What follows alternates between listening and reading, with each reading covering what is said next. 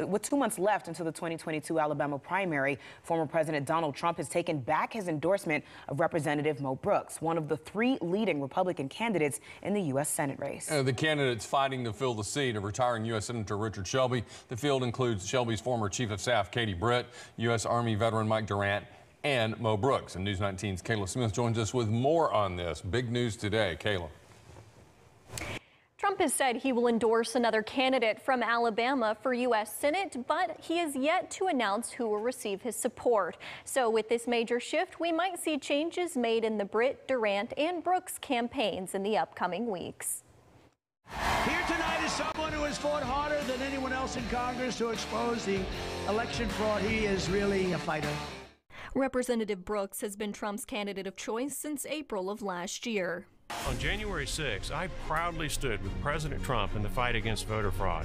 Up to this point, the Brooks campaign has highlighted the congressman's relationship with the former president. The Trump announcement today sucks much of the oxygen out of the Brooks campaign.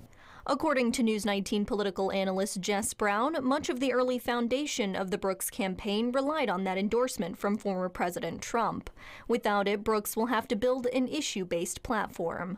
I'm the only person who actually has a track record that you can look at to verify from having been in the heat of the kitchen and cast a lot of votes. Recent polls have shown Brooks falling behind Katie Britt and Mike Durant. With Brooks out of favor, Trump will likely endorse either Britt or Durant. Businessman Durant has paralleled his candidacy to Trump's.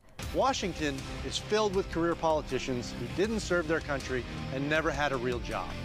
And last year, national news outlets reported Trump was newly impressed with challenger Katie Britt after meeting her before a rally in Coleman. Richard Shelby's former chief of staff, Britt, has highlighted the Trump administration policies she supported while working for the senator, like confirm conservative judges and justices and help build President Trump's border wall. Both Britt and Durant have met with Trump this year. According to a statement from Durant, he visited the former president on Monday.